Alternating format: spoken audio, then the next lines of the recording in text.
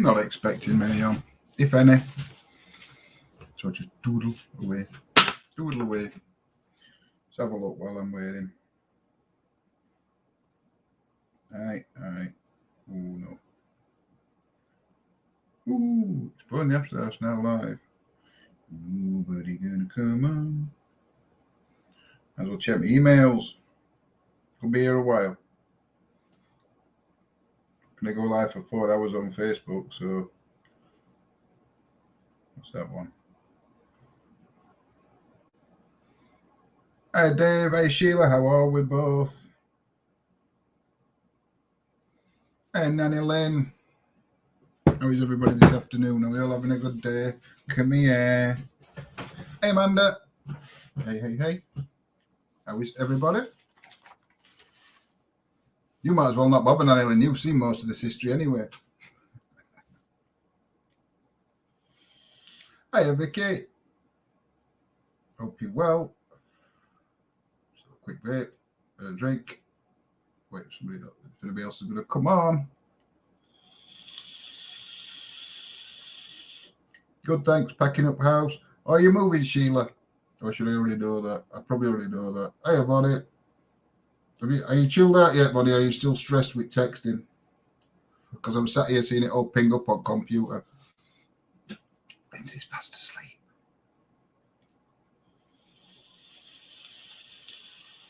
I know, look at me here. Oh, look at me here. Sound like Simon, don't it? That's what I meant to sound like when I say it. Look at me here.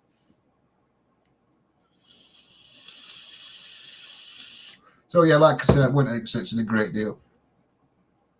It's all right, Bonnie. I'm only messing. I don't mind at all. It keeps me updated with what's happening because I ain't got a clue. Lindsay's gone to sleep. I know Lindsay's dealing with it, so he's just trying to sort my hair out a little bit. There we go. So, oh dear me. That is a picture. Hey, Judith, of the Midland Hotel. That's where we went on Sunday night. There was myself, Lindsay and Claire from ETA.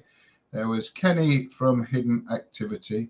Don't ask me how to spell it on Facebook. You're just going to have to find it. I'll put a link in after because it's H1DD3N 4CT1V. If you put H1DD3N in, you'll find it. It's Hidden Activity. So Kenny were there.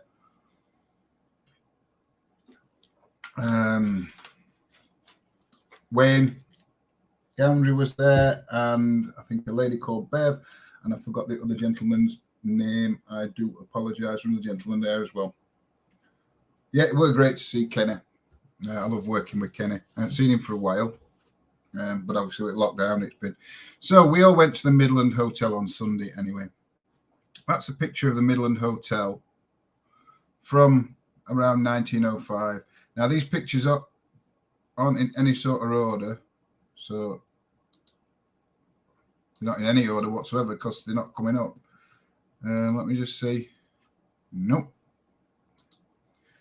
Oh, do you know? Why does it always do this to me? I don't want full screen. I want to go on to next photograph.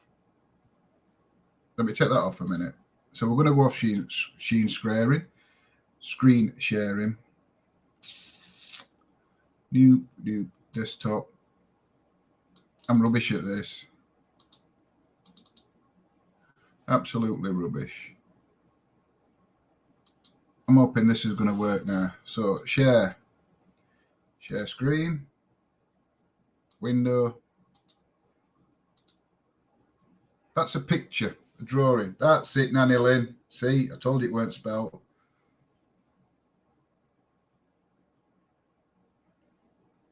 So we have a drawing there of just a Victoria Hotel, the Midland Hotel. Just ignore that bit that says copyright Midland Hotel. So this is on the entrance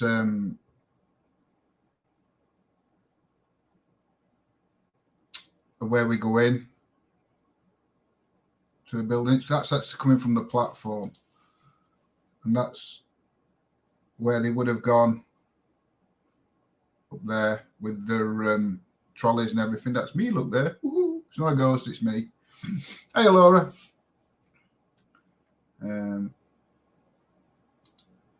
That's one of the lights. I don't know if they're original fittings or not. I don't know. It doesn't say. That one of the signs, St. Bruno. I think there was St. Bruno cigarettes. I think St. Bruno was cigarettes. But yeah, they're all original tiles and features in that hall. There's our little bear sat on Bram Stoker's suitcase. That's looking down, back to outside. Oh, no, I don't want to register. Get off. It's all right, me printer's just pipe back here. Right, well, that was it, pipe back here. So, yeah, it's looking back down to outside, down the ramp. That's at the top of the ramp, and then there you can see the door. And that would have, that's going into the reception area. That's looking from down the reception area down, and then obviously it goes around that corner there at bottom to that bottom door. It was a beautiful building. They're the original tiles, Bermontoft tiles they were. Yeah, I didn't know what Bermontoft tiles were. I know they're supposed to be Art Deco, but there's actually a factory called Bermontoft. I think it's in Leeds, close to Bradford. That's the thing. I think they're weighing scales. Do you know I'm rubbish, me? Don't know much about trains at all. There's Bram Stoker's actual suitcase, allegedly, we're told. That was his suitcase. Again, that's another picture. Most of these pictures are just from that entrance bit, 'cause that's where we... I found that area was totally different to everywhere else, but that has still got a smell like a train station to it, that area. It was so weird. Here's Lindsay, look. It's not a ghost, it's Lindsay. She's there. This is the reception area. I've nicked this one off internet. This isn't one we took. I've nicked this picture off internet. That's the reception area. Just down there, you see where the cursor is, around there. That's where it goes out to that ramp bit where I was just telling you. And then that's a bit at top of stairs coming down, and you go down that stairs there, it goes back round down under there, and that takes you into the reception area. That's from outside. That's the ballroom ring. Look at that chandelier. Oh, it's a great chandelier. I bet we were glad when we said, can we turn lights out? And then again, that's the picture from 1905. So just a few pictures just to show you. But the Midland Hotel Bradford was built between 1885 and 1890 by the Midland Railway Company. The hotel was a showpiece for the railways company's northern operations and is a particular architectural interest. With some of the finest Victorian interiors in the city, it still retains some of these fine Victorian features, including the Victorian passageway with its floor-to-ceiling Bermontoft tiles. See, that's how I know it's Bermontoft tiles, because I read it. The quality ornate plasterwork in the Prince's and French ballroom, well, the one you saw with the big chandelier was a Prince's ballroom. The other French ballroom was the one upstairs we went into where, if you watched it, we got the one, Norman and Henry. Is rivaled only by similar examples in London. The high ceilings, glittering chandeliers, and architecture of the building is both breathtaking and inspiring, blending you to appreciate the opulence of an era unfortunately long past. There is a significant amount of history attached to the Midland Hotel, due to principally the fact that it played host to the rich and famous during its heyday, including Laurel and Hardy, Paul Robeson, the Beatles, the Rolling Stones. In 1905, the famous Shakespearean stage actor Sir Henry Irving died on the main staircase. After his appearance at a nearby Theatre Royal, he was attended by his manager Bram Stoker, better known as the originator of Dracula.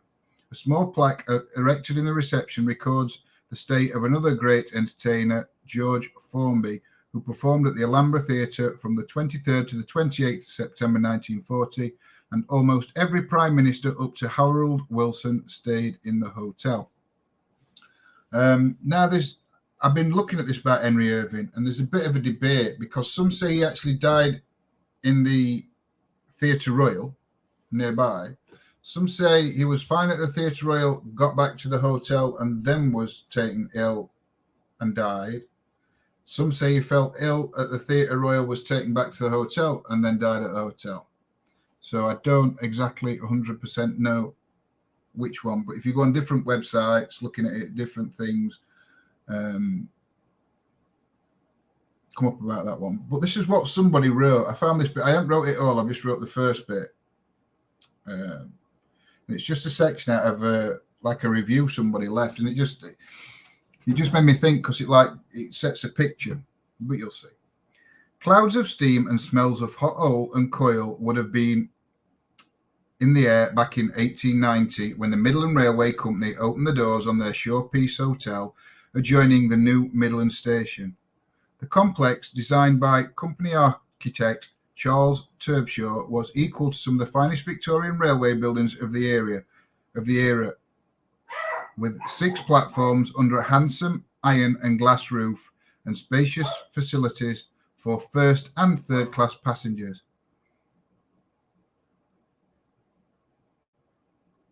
According to a report at the time in the Illustrated Weekly Telegraph's Travellers could expect the latest comforts, the excellence of the lighting and heating arrangements being marked. Now all that has gone, leaving the hotel on the corner looking, I thought, a little lost on its severed side, without the hustle and bustle of an attendant. A few porters pulling iron wheel carts heavy with leather-bound luggage up the bordered incline, and the scene would have been complete. But that's the entrance bit, and you could just imagine them, the porters pulling the luggage up and down there. The main hotel block is constructed of polished sandstone ashlar. No idea. It has 4 stories, a mansard roof, and an octagonal cornered tower. The tower dome is now felted, but it was originally covered in copper. So that tower you can see there, it's now got a felted roof on it, but that used to be a copper roof when it was first built, which is a bit wow, isn't it?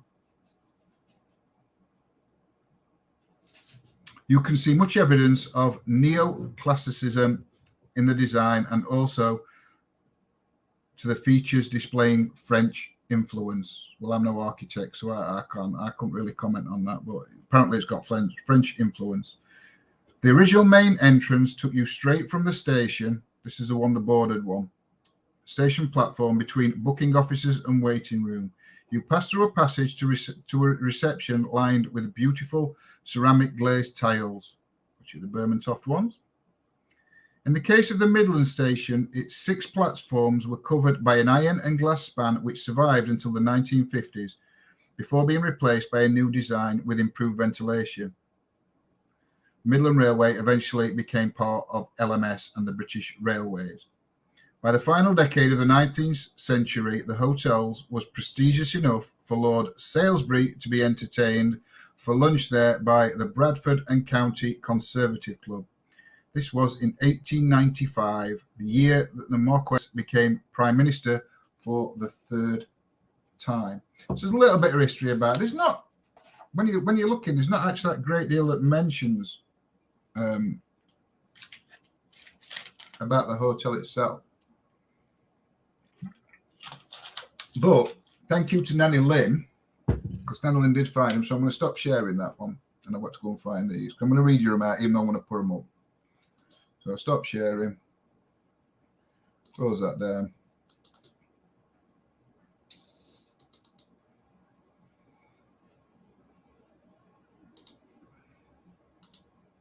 I know. It's taking me ages. Here we have 5 articles about deaths. So this one was from the 21st of October 1905. A notable figure in his day and generation has passed from the stage of life by the death of Sir Henry Irving, which took place at the Midland Hotel, Bradford, on Friday night. It came as a sudden surprise and shock to the community. He was a great actor and will live in history. Sir Henry had just concluded a performance of Becket. The great Archbishop was one of his favourite roles, and one to which his personality and peculiarly suited. He seemed in ordinary health, having made no complaint of any kind during the evening, but on returning to the hotel, it was seen he was seriously distressed, and prompt measures were taken to secure medical assistance. Dr. Carroll was the first to arrive, and he was soon joined by Dr. Althorpe. They found the patient in the hall of the hotel in a state of collapse and unconscious. The usual remedies for syncope were applied, and under the stimulus of artificial respiration, Sir Henry recovered, but only very slightly, and almost immediately passed away. So that's the first death there. Oh, it's just going to take me ages, this, I'm telling you.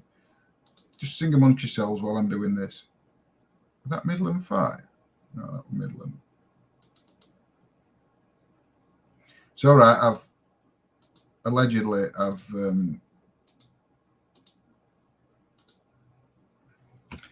beer poisoning scare.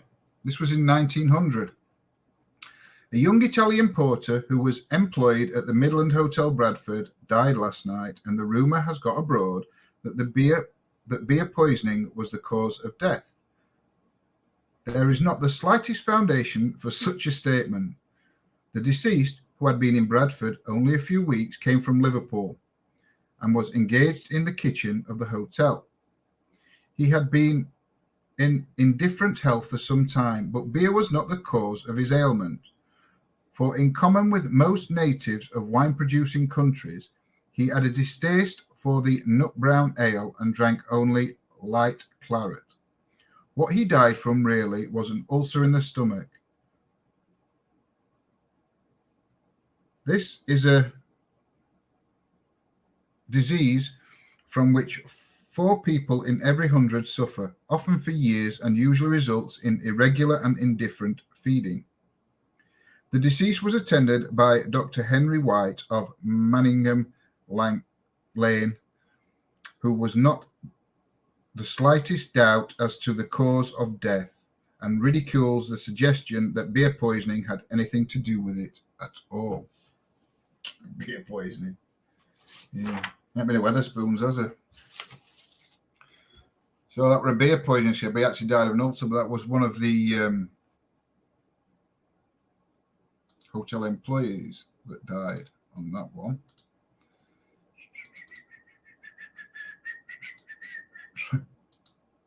Sorry, I shouldn't laugh, really. I've got more screens up than anything. Right. Suicide of a company promoter. This was in 1898, 29th of November, or the news article was anyway. A sensational suicide occurred at the Midland Hotel, Bradford, yesterday. A company promoter named James Herbert Wilkinson, about 50 years of age, of 61 Chaucery Lane, being found poisoned in his bedroom. In August, Wilkinson bought an action at the Leeds Assizes to recover nearly £8,000 alleged to be due from John Blakely, leather merchant and boot protector manufacturer of Leeds, in respect of his services in floating. Mr. Blakely's undertaking as a limited company. Mr. Blakely's undertaking as a limited company.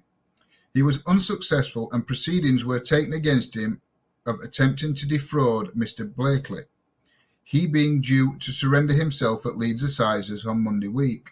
On Sunday night, he arrived at the Midland Hotel, and in the morning, as his door remained locked, the police entered and found him dead in bed, with a glass containing the remains of poison by his side. He had left letters in which he described that death had been caused by his own act. In the morning, whilst his death was still undiscovered, an official of the county court called at the hotel with a document relating to a contemplated order in bankruptcy. Deceased leaves a widow and 6 children. Yeah, no worries, Nanny Lynn. Take care. So that's the 3rd death at that hotel. And these are only, I mean, there could have been other ones. I don't know. Oh, now I've got to find this one now. I'm getting good at this. Look, it's only taking me 10 minutes in between each one.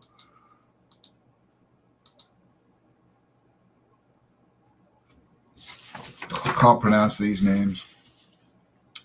So, this was 1894, 25th of August, the Bradford Hotel tragedy. The inquiry into deaths of George F. Skelter,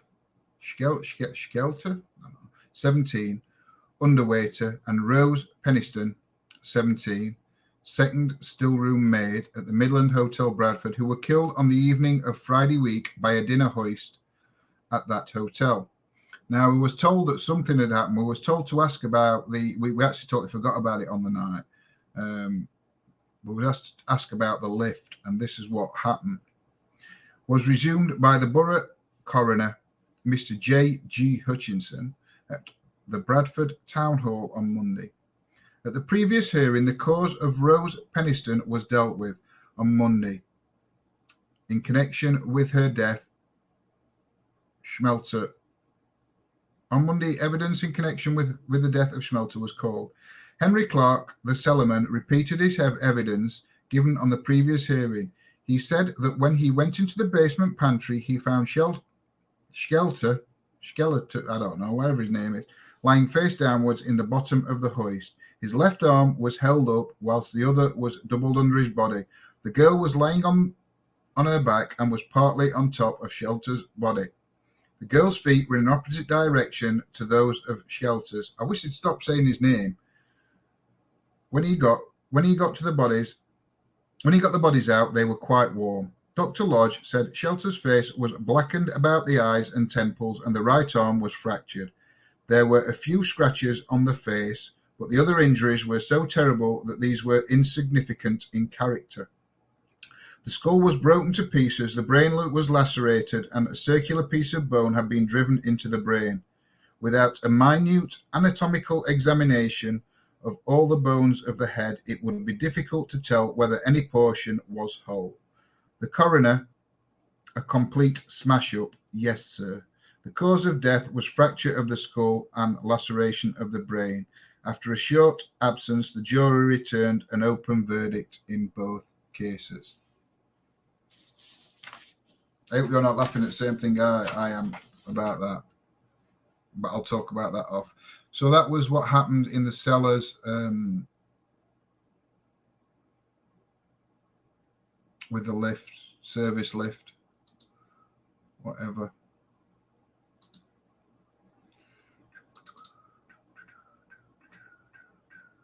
Close that down now. Oh, no, I can't. Oh, I think it's that one.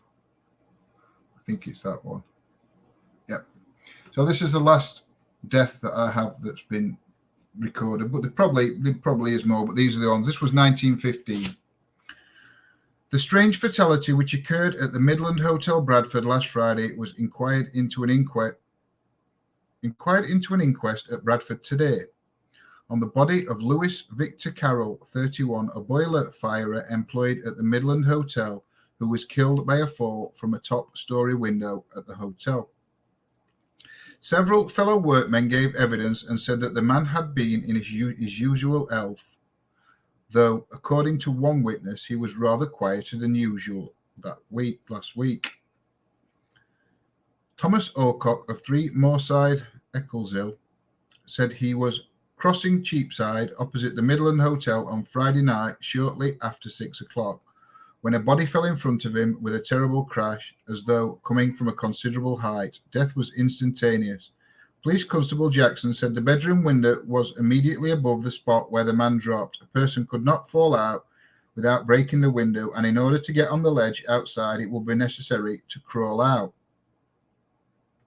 The jury returned a verdict that the man committed suicide, there being nothing to show the state of his mind at the time. That's a bit not wrong, but I mean, I know it's a different time, but for me, that like the bloke that committed suicide poisoned himself, and they're saying this guy committed suicide. I mean, I don't know, they might have done, but did they really look into it? How far did they look into it? There were a note there saying committed suicide. So in that time, did they just go, oh, he's left a note, he must have committed suicide? Is it my skeptical side that thinks, hold on, I'd have been questioning that? No, this guy who jumped out of the window, he'd just been a bit quieter that week. So makes you think, don't go quiet. If you go quiet and somebody tops you, they'll say, oh, he'd been quiet that week, so he probably killed himself. So, yeah, there were 5 deaths at the hotel. Like I said, there's not a great deal.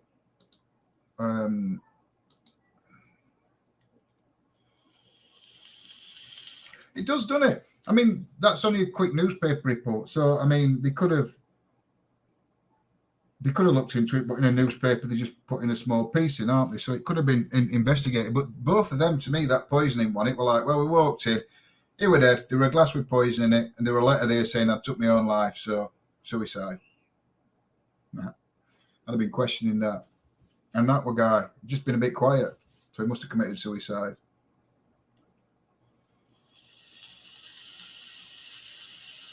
Lindsay's quiet at the minute, but that's because she's fast asleep downstairs.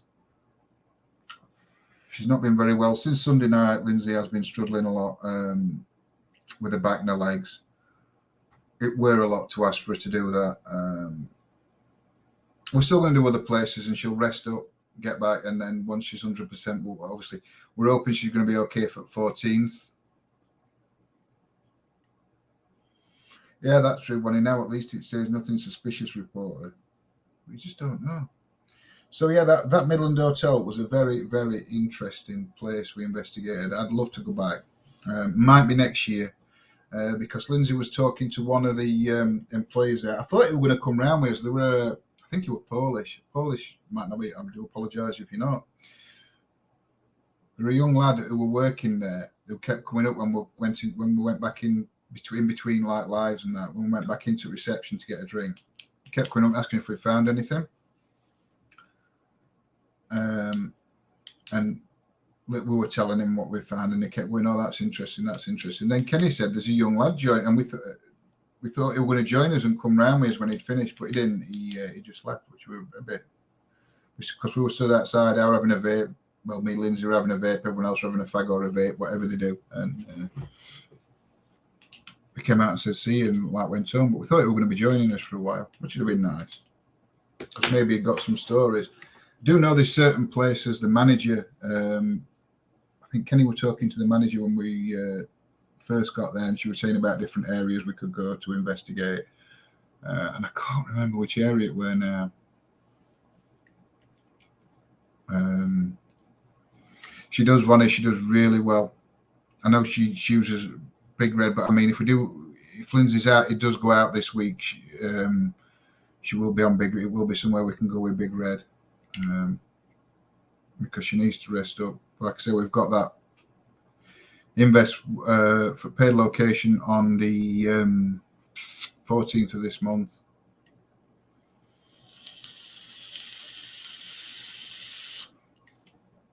And then hopefully we'll have another one later that month, but we shall see. It's all in the pipeline at the minute, so I don't know. Yeah, I don't even know what I was saying there before I got there. It's gone. It's gone. It'll come back in a minute. So, yeah, we have got Chit Chat tonight. Don't forget about that, guys. This is the 3rd live now on YouTube. So, for YouTube tonight, there won't be any notifications coming out, if any went out today. So, yeah, so just keep an eye out about 9 p.m. if you're wanting to watch on YouTube. If you follow us on Facebook, you'll get a notification that we've gone onto Facebook. If you get that notification, we will be on YouTube as well anyway. No TikTok tonight, I don't think. And if anybody has got TikTok, make sure you're following Exploring the Afterlife. I put the link on the main page on Facebook, so make sure you're following me because I've got now. I can't go live. Lindsay can. She's done it, but she puts a lot more videos. Stop. It's Mad Love Monday. She puts a lot more on than me. I've got 646 followers, so I need another 354 before I can go live.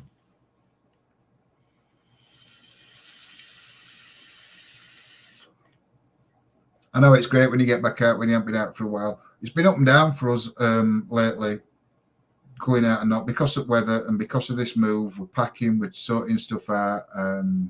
We've obviously got other things that are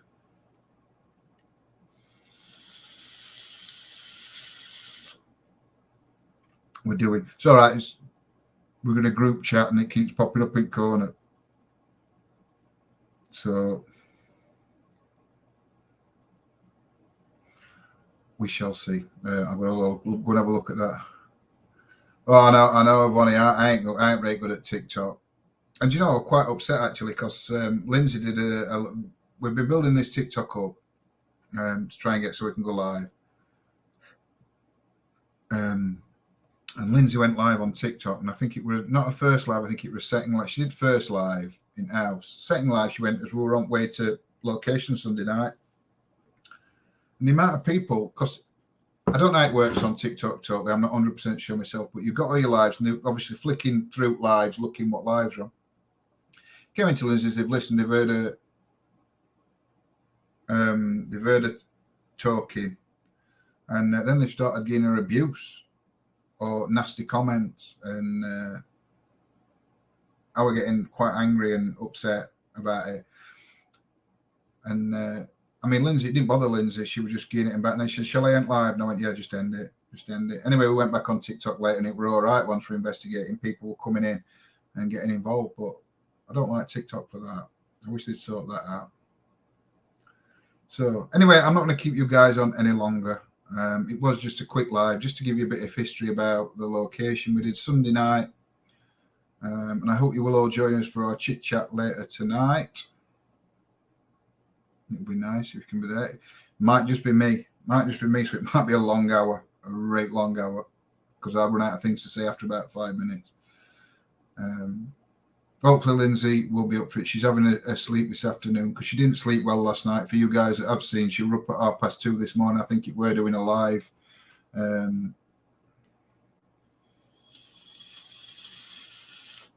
Because she couldn't sleep with the pain.